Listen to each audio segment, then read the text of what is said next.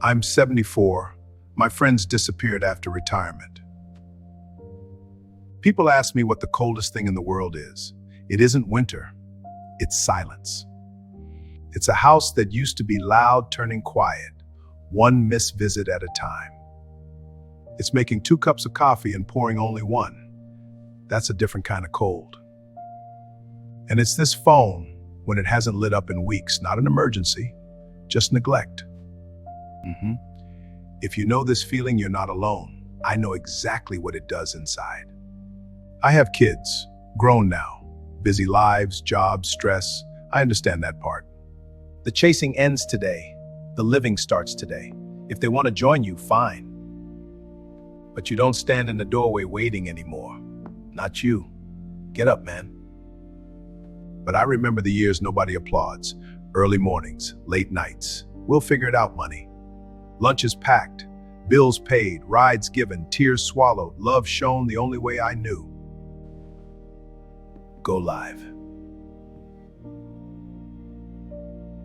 Now I look at my calendar and I'm lucky, really lucky, to get a holiday text. Merry Christmas, Dad. That's it. That's what a lifetime of love gets reduced to. I'm not here to make you hate your children. I'm here to name the pain. You sit in a quiet house doing the math. How many days since they called? How many weekends since they came? How many times did you say it's okay when it wasn't? Then you do what you always do. You pick up the phone, you dial, you hope. It rings, then voicemail answers like a door that never opens. So you try to sound casual. You say, "Hey son, just checking in. Call me back when you can."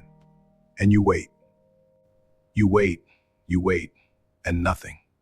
Silence is loud when you're older. And your mind looks for someone to blame.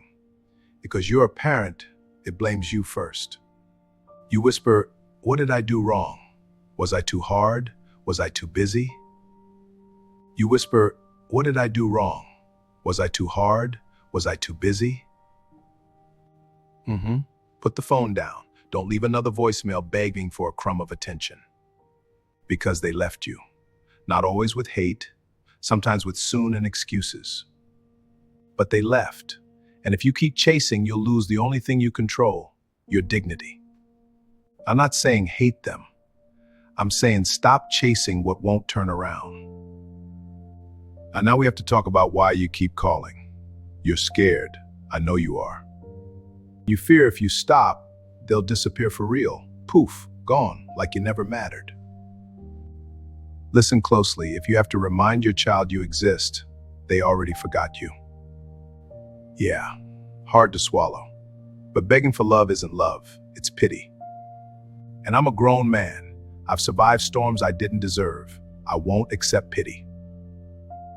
When you call 5 times a week sounding lonely, you teach them you're a burden. You teach them you have no life. You're waiting by the window. People run from pressure. They pull back, you chase harder, they run faster. That's why the chasing ends today. First, kill that guilt. Because at night you replay old tapes like a good judge. You think, maybe I worked too much. Maybe I didn't hug enough. I hear you. Ain't no parent perfect. I wasn't. But I was there. I didn't disappear.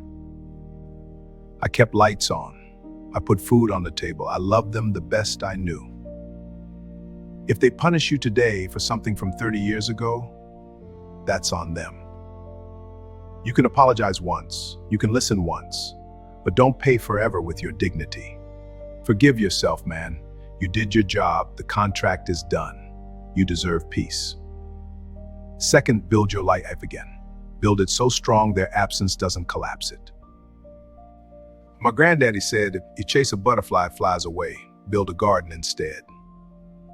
And even if it never comes, you still have a beautiful garden. That's the point. For years, my living room became a waiting room. Same chair, same wall, same disappointment. Then one day I said enough, not hatred, self-respect, so I started building. I cleaned up my mornings. I started walking again. Slow at first, but I moved.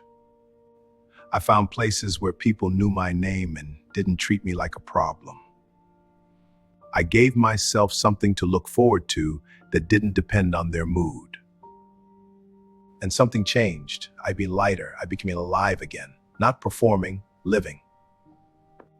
When you start living, you stop sounding like an emergency. You stop sounding like a guilt trip. Say, I miss you. I'd like to see you. Can we pick a day this month? No anger, no sarcasm, no long speech. If they answer, good. If not, breathe.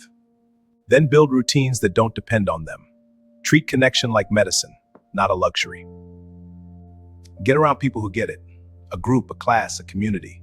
Something that makes you show up. And don't say, I'm too old. You're old enough to know what peace is worth. Here's a secret. When you stop chasing, they notice. Not always fast, but eventually. They start wondering, why hasn't Dad called? What's he doing? And sometimes they reach out. And when they do, they don't find a broken man in the dark. They find a man with a life. That's what makes people respect you. Sometimes it even makes them stay. But I'll be real. Sometimes you build the garden and the butterflies still don't come. Sometimes people are selfish, even family. And if you find peace and they still stay away, but you can refuse to let their absence destroy you. That part is your choice. You are not defined by who visits on Sunday. You're defined by the man in the mirror. So if your house feels too quiet, do one thing after this ends. Stand up. Drink water. Open a window. Step outside for 5 minutes. Start small, but start today.